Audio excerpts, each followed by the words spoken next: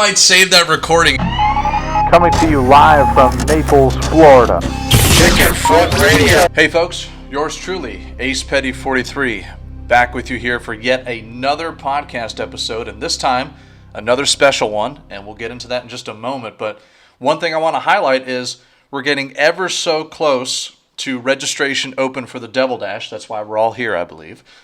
Just a reminder for that, if you haven't been to CFootRacing.com, well, for one, you should definitely check it out.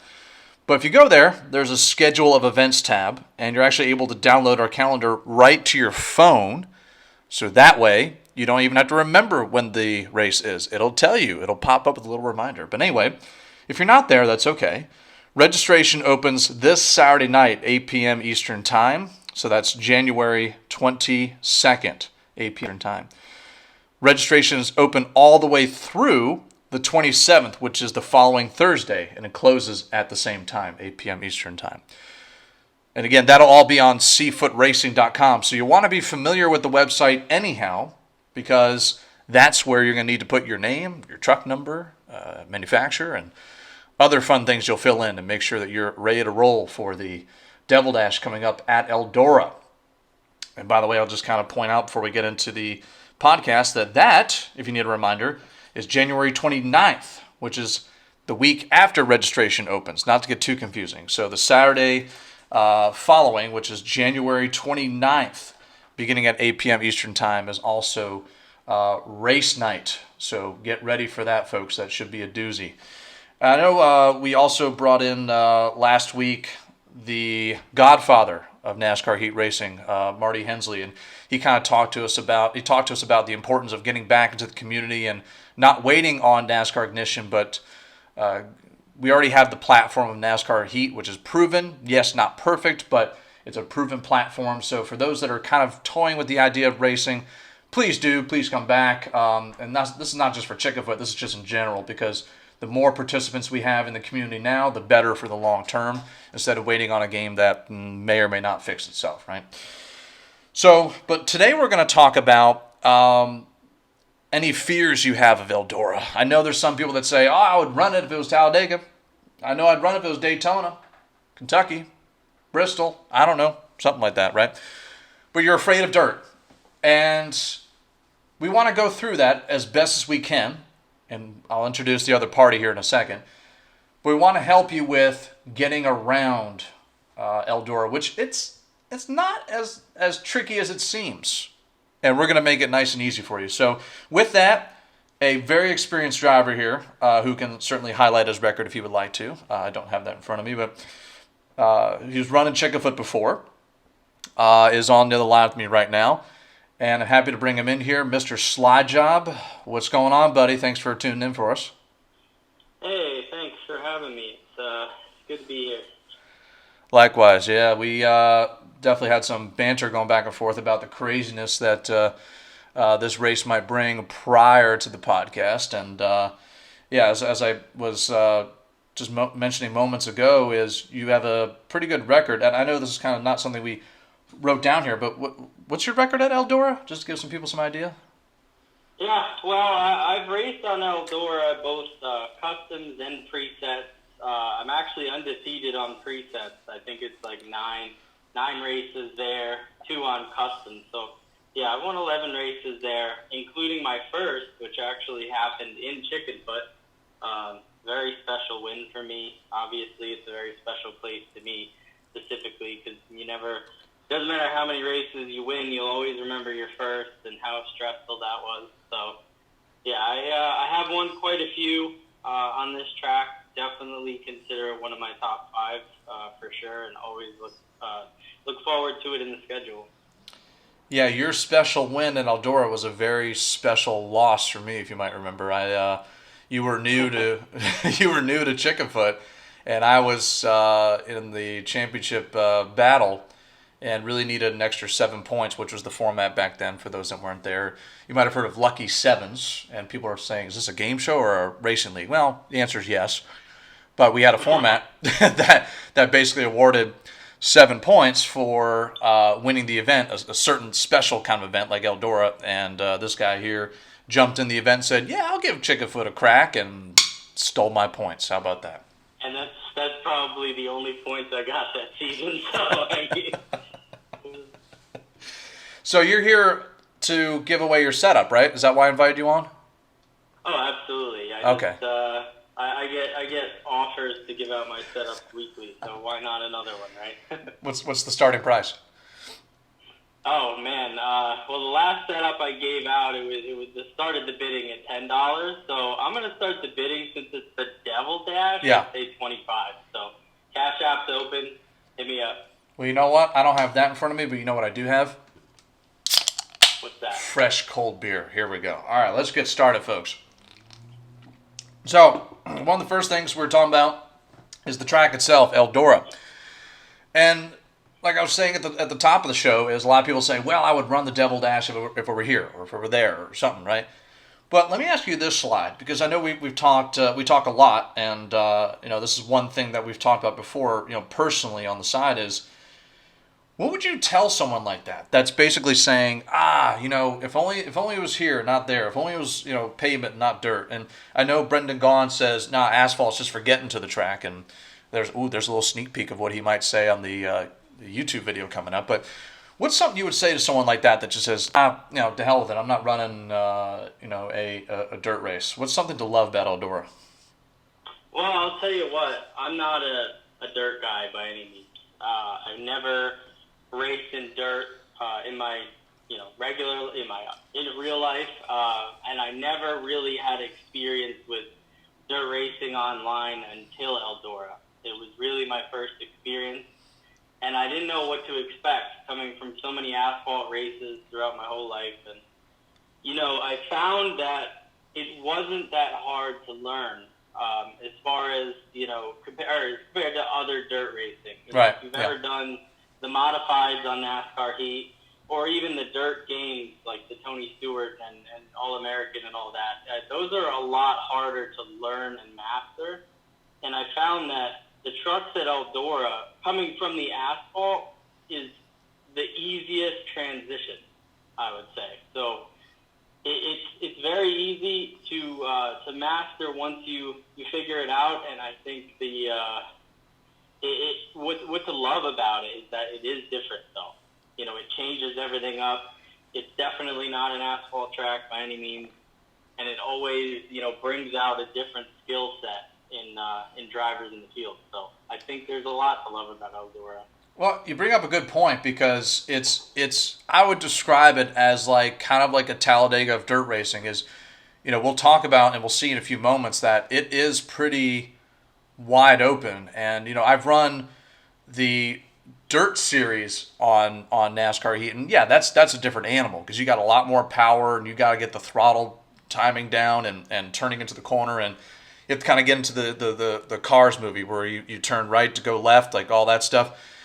That happens a lot more when you're running the dirt series. But the one thing about the trucks is, yeah, there is an element of dirt, but it's a watered down version. And correct me if I'm wrong, but it really seems like you have a lot more room for error, for one thing. And we'll see in a moment that it's pretty wide open, right? That's the truth. I think that compared to the dirt modified, you race it very differently.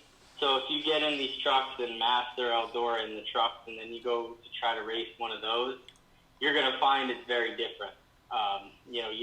You get a lot more sideways, and you have a lot more power. So you're definitely at a faster pace in the modifieds as compared to the trucks. I think the trucks are slower. Yeah. And it's more of a methodical approach to the track as to just raw power getting sideways.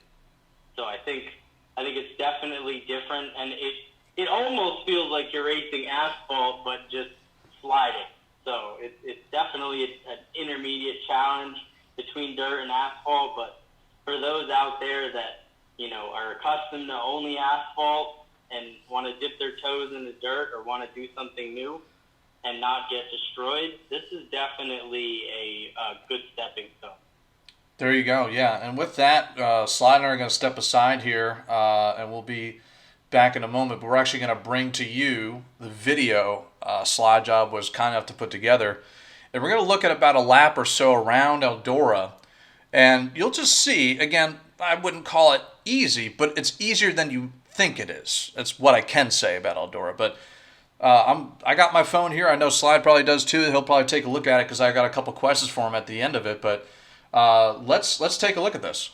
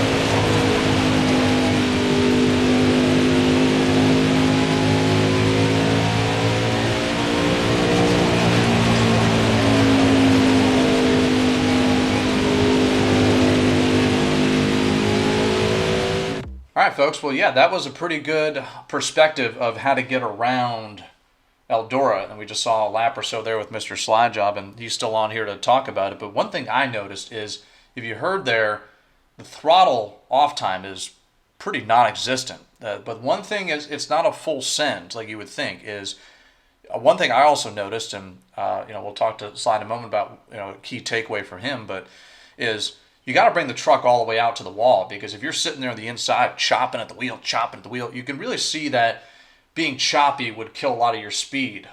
When you look at the speedometer, for example, you see you lose a lot of speed and a lot of RPMs. And if you're sitting there chopping at the wheel, holding the inside, banging the inside wall, you can really see where your speed would drop down. So that's the first thing I noticed, is that you had a really smooth line around there. And folks, if you want to take a look back, feel free to pause and rewind and watch as many times as you need to. But one thing I noticed again is smooth on the wheel, nice and easy, basically full throttle around there. And but for you, Slide, and I know I just kind of threw a whole bunch of stuff out there, and feel free to reiterate anything that you want. But I kind of wanted to get from you. It could be a lot for someone to digest all that I just mentioned when it comes to dirt racing. But what's one key component? Without showing your full hand of cards, because I know you're competing as well. Well, what's one key component you would share with somebody that says, how do you get around Eldora? Well, I think other than the obvious, I think you brought up, that it is full throttle. So you kind of have the feel of cup cars on a 550 package from the last couple of years where, the game is won by tenths, not seconds. If how to run the track, because of the open throttle all the way around, really it's going to be these minute changes that are going to be the difference between first and last. And for me, the difference between somebody holding it full throttle and not knowing what they're doing and somebody that's winning races here is line. I've watched people of all shapes and sizes take pretty much every line you can around this track, and you could tell the difference between somebody who knows what they're doing and what they're not, all based on the line that they're running. You mentioned running the wall on the front and back straight, and that is, to me, is key, because if you're running low going into the corner, right, you're going to end up either A, pushing up, or B, having to actually let out of the throttle to make the corner to not push up, that you're killing your RPMs in the center of the corner. So you get a lot of your momentum from coming from the wall down into the corners.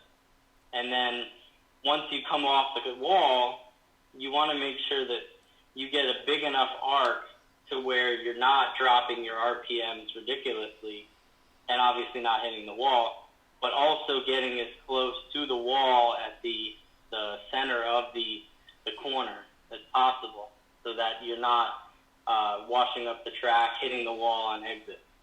So yeah. I think really those key markers around the just hitting your line every time is going to be key.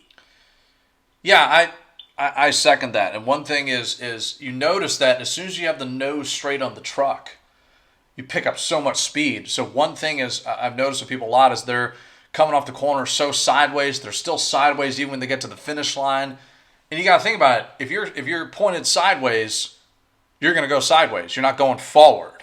So that's where you have to keep in mind that smooth is key. And I think you highlighted that very well. And we'll certainly we'll leave it at that. That it's smooth, and being smooth on the wheel is certainly a key component. And also making sure you arc the corners and get out wide and get all the straightaway speed you can. Yeah, exactly. And I say, Yeah. The other thing is for those new to Eldora or dirt in general, don't be afraid to turn right. Because a lot of people that have only raced asphalt ovals are always afraid to turn right. It seems counterintuitive, but it's not. Sometimes the truck will turn a little bit too far left and you have to correct, and that's fine. That's natural. You don't want to scrub too much. You mentioned coming into or out of the corner. If you're too sideways, you're scrubbing that speed off. That's going to hurt you. So you kind of want to make the truck as stable, almost like you're racing an asphalt track. You want that truck nice and stable so that you're not scrubbing that speed but not hurting your turn in. So it's a balance, really.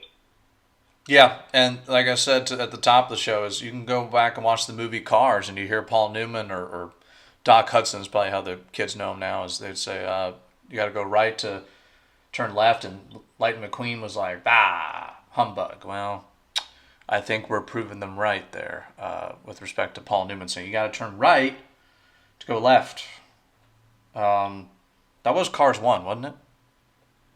Yeah, that was when Lightning was trying to go around that little butte, and he kept crashing because he didn't know how to drift the turn, and that's really the concept we're getting at, is you want to kind of turn it in left, but then use your right turn to straighten it out to make sure that you get that nice straight off exit, because that's where I see a lot of people messing up on their Eldora line, is that they may have the right direction, but their RPMs are so low and they kill all their speed off exit.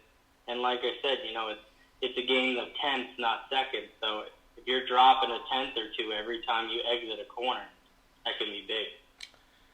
I'm with you there. Yeah, a couple more things to discuss about Eldora is, I know we're kind of talking about the element of getting around and having the perfect line and all that, but let's kind of step back and think big picture, because one obstacle, as you know, with Chickafoot is getting used to the rules, because we have some interesting rules compared to most leagues. I think a lot of leagues fall in line with NASCAR, and that's fine. I have little tweaks to kind of, I would say, add a competitive edge, more so, geared for a Saturday night, drinking a couple whiskeys or a couple beers and hanging out with friends. Because I know, as sometimes we like to think that we're the next Richard Petty or Dale Earnhardt or whatnot, or Alex Bowman. Hey. But we also are here just to have fun, and that's kind of where the rules are different for. But with that in mind, just to kind of give you some context, but one rule you're familiar with is that, and I'll add one thing in front of this, is a lot of people will say, well, I don't want to run because after the first stage or so, I'm going to go a lap down, and I'm never going to get back into where I'm the first car lap down, and it's just going to be so hard to climb back. And yeah, there's 4 stages, but I just don't think it's enough time, enough cautions or stages to get a lap back. And one thing I'll say to that is, like, I always shortcut that and say, let me stop you right there, is because Chickafoot has the rule where as long as you're not involved with an incident, like a caution that brings the field together, regardless if you're the first car a lap down or not, regardless of if you're multiple laps down or not, even if you're just 1 or if you're 10, the whole point is if you're a lap down or more and you weren't involved in a caution, you get 1 lap back, as in everybody, not just the first person.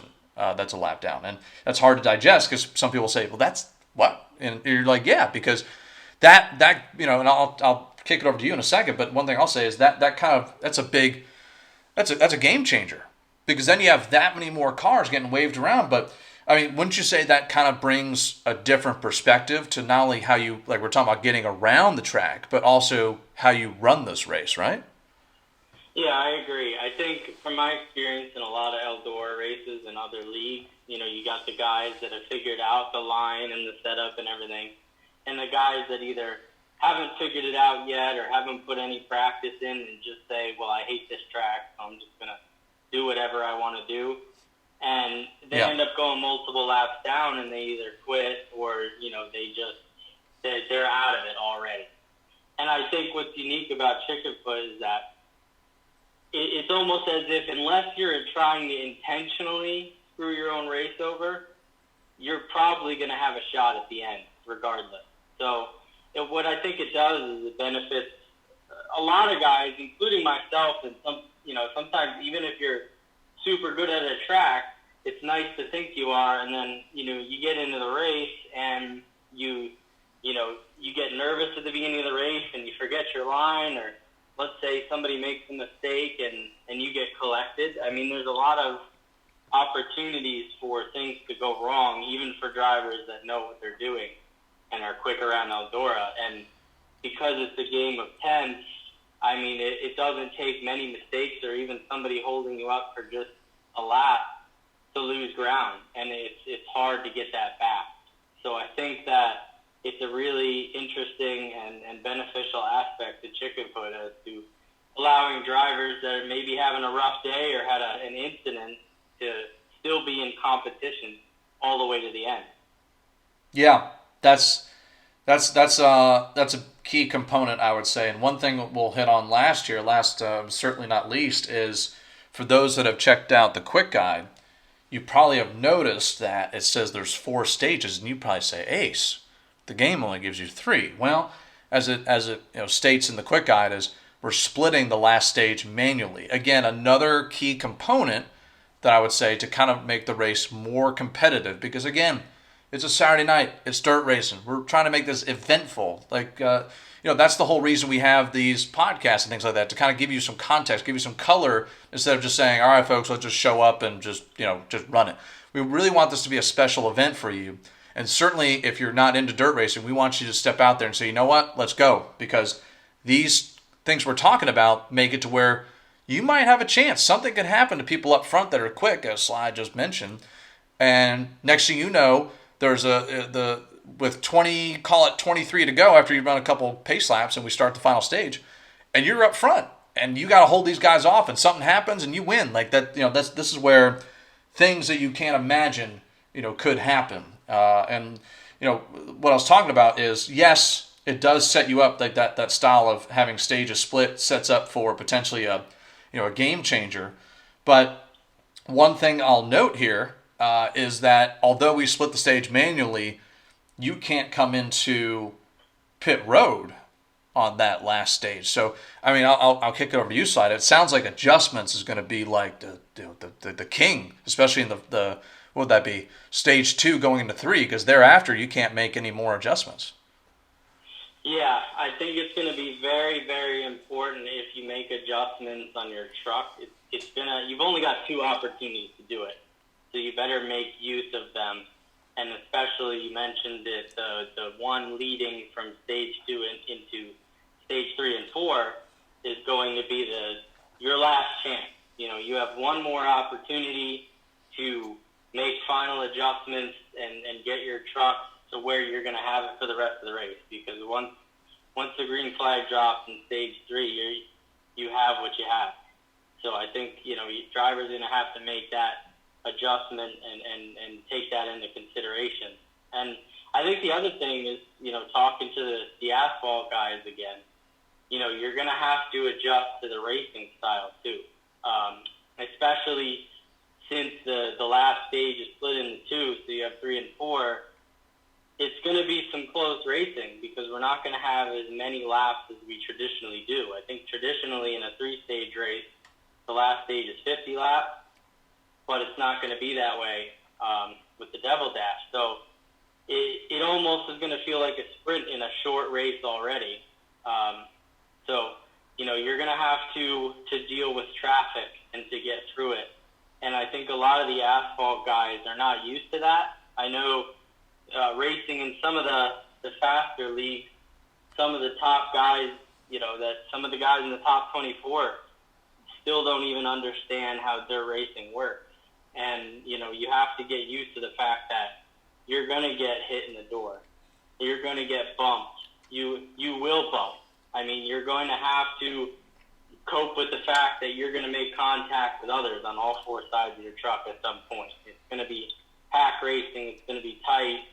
There's going to be a lot of trading paint. So that's just something you got to get used to. You can't get all aggravated, and you can't race it like an asphalt race. I mean, from what I've seen already at Eldora, I mean, if you race like that in asphalt, you get kicked out of every league there is. But that's just not how it is. This is dirt. It's different, and you're gonna have to make moves. I'll tell you right now, with 20-something laps to go in that stage 4, you're probably gonna have to make the middle lane work at some point. So think about that, because it's not gonna just be a bottom lane track anymore in traffic.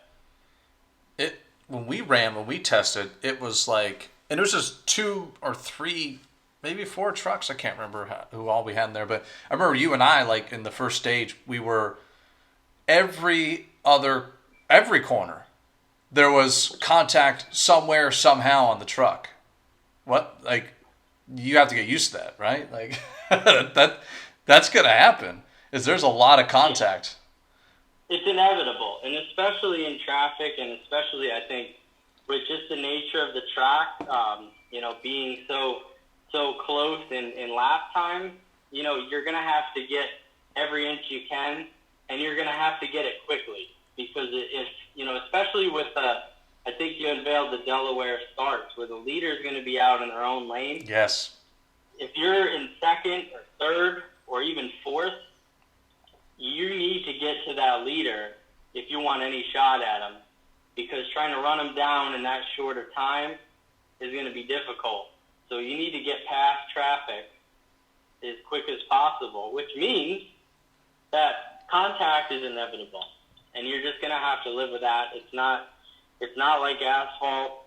You're just going to have to make passes and race the racetrack, race in lanes that maybe you didn't think of before. It's going to be tight. So one thing for my last question is, and that was a great thing, because I was just about to bring up Delaware style starts and restarts, is if you were to, someone might be listening right now going, did I hear that right? Are we talking about Joe Biden Delaware? No. We're talking about Delaware style restarts.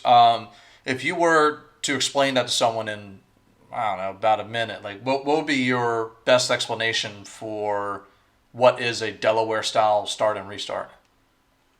Well, let me tell you, if Joe Byron asked me right now what a Delaware restart is, listen, I'd sit there and I'd tell him the leader has their own lane. So the leaders out front, second and third, are inside, outside behind him. And that seems like an advantage for the leader, and it definitely is. But I think the one aspect that people don't think about is that you can get caught napping thinking you have this big advantage. Because I've seen many times with Delaware starts where the guy in second can get underneath the leader if he's not careful in that first corner. So the leader has to keep in mind that they can use any lane, the inside or the outside, when coming to the strike. So, that's definitely going to be something to think about, but also to use at your advantage. I think this system really rewards the guy in the lead, because it sometimes it can be a disadvantage having a truck on your outside or inside on the restart, depending on what you pick. So it definitely is going to be a risk-reward depending on how you deal with it. Yeah, because one thing that you'll notice in the rules is it says the start begins when the leader is at the line, not when you're at the line. That's key, because let's say in this, picture a triangle, right, for those that are listening, and I'll try to see if I can find a graphic maybe that can add on top to show a Delaware restart, but in case I can't, picture a triangle. The point of the triangle at the top, that's the leader. And then you have the second and third or the bottom of it, right? So when the leader hits the line and calls go, and that's the start-finish line, that is, that's green. It's not when you in second hit the line. Because where I'm trying to go with this is that if you time it just right, where the leader, as Sly was mentioning, is caught sleeping, then you can, even though they're at the line and they're supposed to go, and they wait a quarter of a second, race is on. They hit the line. Whether or not they call go is a penalty that they might face, not you. So with that in mind, that's where you can definitely, especially if the leader's kind of at the middle, they don't have to be, but the middle of this triangle, but that's where they could definitely open up the inside where normally there wouldn't be the inside, and bam, second place has got first by the time you get to turn 2. Exactly. Yeah, it's going to be challenging. I think it almost feels like a restart box on a track that doesn't have a restart box, but it's a little bit different, and I think it gives you some options. But I'll tell you what, if I'm the leader, on that final restart or 10 to go, whatever it may have you, you're going to need to think about it and make a game plan on that pace lap of what you're going to do and make sure that your restart is on point, because I'll tell you what, drivers are going to have to make as much ground up as they can on restarts today, because it's going to get spread out. It's going to be hard to make passes. You're going to lose time easily racing somebody. So you need to make those restarts count. So every restart, you have to be on point. I agree. I'm with you. And I got one final thing, and then we'll wrap up the show here because we're kind of getting to our longest episode yet. It says we've been recording for 32 minutes. Damn. All right. There we go. We talk too much. But great context. But, we babble on for hours. You know how we are. We'll cut it here, but this is where you give away your setup. No, I'm just kidding.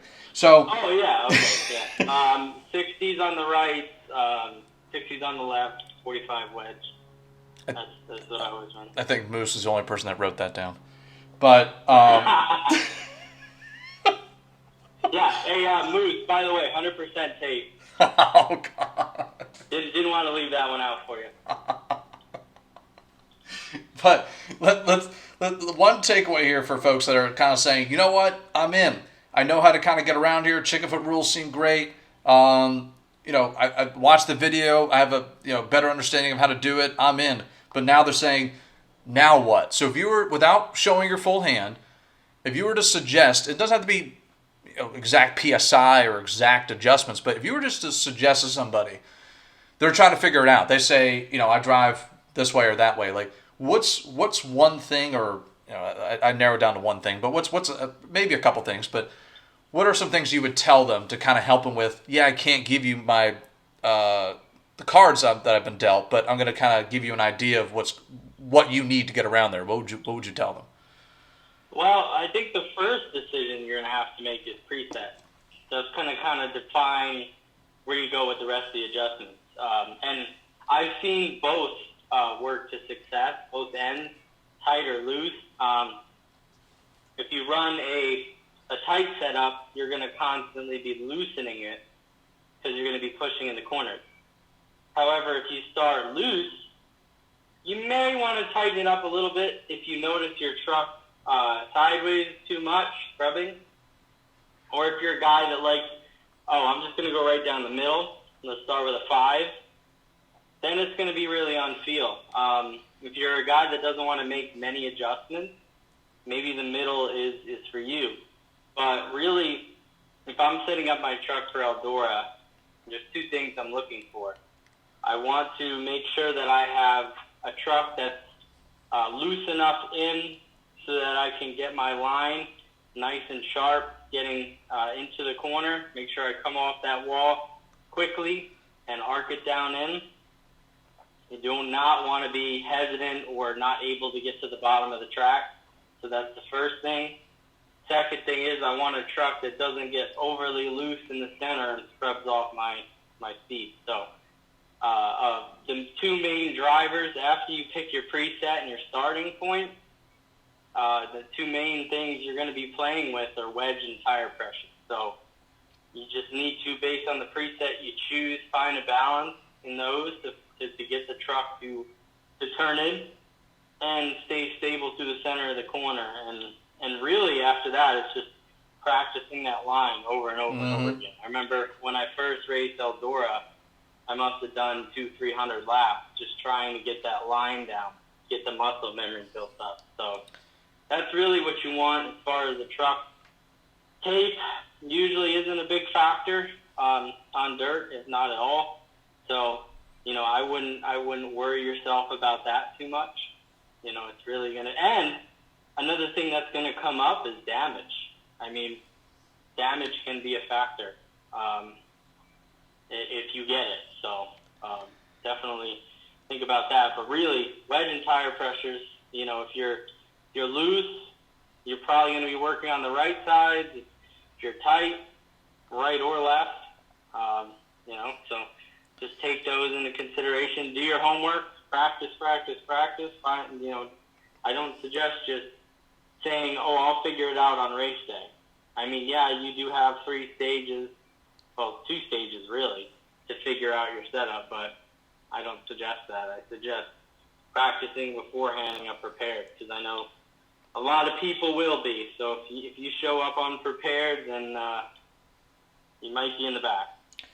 Well, yeah, I think you bring up a good point about practice is key. You don't want your first laps to be the opening of the Devil Dash, but there's not a lot of things I can guarantee for this event, but there is one thing I can guarantee: you won't get damage. Damage is off. So for those that were sweating when they heard Slide say that, they said, "Woof." Thank goodness. Yeah, that definitely can be a factor, but yeah, good thing slipped my mind, but yeah, good thing we don't have damage, because that can definitely impact, but literally. But yeah, I think that'll be the key thing, as you said, practice, because I'll tell you what, in my racing experience, every guy that's ever told me my first laps at this track were in qualifying ended up nosing into the inside wall in 3 laps down. So I don't suggest that. I highly recommend practice and coming in with a game plan right from lap 1. And that's with anything. And another side note is, when you and I practiced for the Triple Crown, which was, again, for those that might not be familiar, Chickafoot ran Monaco, Indianapolis, and Charlotte over the summer. The Memorial Day, traditionally the Memorial Day trio.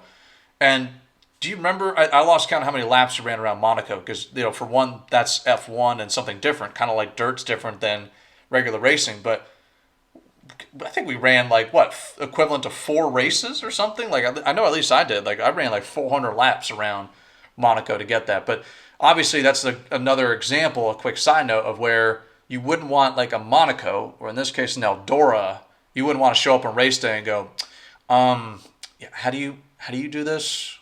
Where do you brake? That's not going to be good. Yeah, I agree. That was definitely a beast of a tournament. I definitely saw the value of practice right from the beginning, because I remember when we first started racing around Monaco, if we broke a 120, we were so happy. But then, it gets a lot better than that. The more you practice, I saw seconds shaved off. But, that was a balance too, because I feel like you put in more practice in Monaco than I did, and it definitely showed. You outclassed me greatly there, and I felt like I put, at least 80% of my practice into Charlotte, which paid off. So, for a one-off race like Eldora, I think it becomes simple. You only have one track to practice, but I think when we do these big tournaments like the Triple Crown, you need to budget your practice too, and make sure if I have any lesson to give for people doing an event like that, is that you need to balance your practice. You can't put all your eggs in one basket, and I definitely paid for that. So definitely do that. Yes, you did, because I certainly kicked your ass at Monaco. Only Monaco, though. well, Indy too. Yeah. Although I did have an incident that kind of put me where I was, but Yeah, it definitely, yeah, you definitely kicked my butt. that was an incident. Yeah, nice way to put it. That was an incident, all right. But all right, so we'll close out here, folks, and again, thanks for listening. And I know we're the longest podcast yet, but very exciting stuff here. And again, thanks to Mr. SlideJob for coming out and talking to us about Eldora. But I'll leave it to you. Any last thoughts? Well, I think the two main thoughts I have is, I do appreciate you putting this on for everybody. I think, Chickenfoot has some of the best events of any of the leagues out there. I know we don't run a weekly series anymore, maybe in the near future, but, we do these events, and, it makes it so much more special, I think, with all the work that you put in for these events. It's awesome. So thanks to you. And the last thought I have is that I was lucky enough, I won't say too much about it because I know we're probably going to be doing a roster reveal here soon after registration, but you mentioned, or we talked about my first win and first race at Eldora and Chickenfoot. Yes. And I'm going to be doing something special with the truck that I run for the Devil Dash in tribute to that. So look out for that. Ooh, well, all right. And then I'll leave you with one last thing is Marty had a pretty good Devil Dash shout. Anything for you? Oh, I mean, it's so hard to beat the Godfather in NASCAR. But, I'll just say go Devil Dash. Yeah, that's tough to do. All right, folks. Well, again, thanks to Mr. SlideJob for tuning or joining us here, and thanks to you all for tuning in. We'll hope to be back for another podcast episode, whether it's just me or if I can get another special guest on. Happy to keep you all in the loop. And, hopefully, again, I know this is a longer one, but maybe if you have some time for the drive-in, you have to be in like Los Angeles traffic to sit there for 40 minutes, but whatever you can do, I guess. And shout out to Big Doss. Yes, Big Doss. I almost forgot. Yes, Big Doss. That's why we're here, Big Doss. Oh yeah, and the Devil Dash is going to be very incredible. Yeah, that's right. All right, so folks, thanks for listening as always, and we'll see you next time. Go Chickenfoot. Chickenfoot Radio.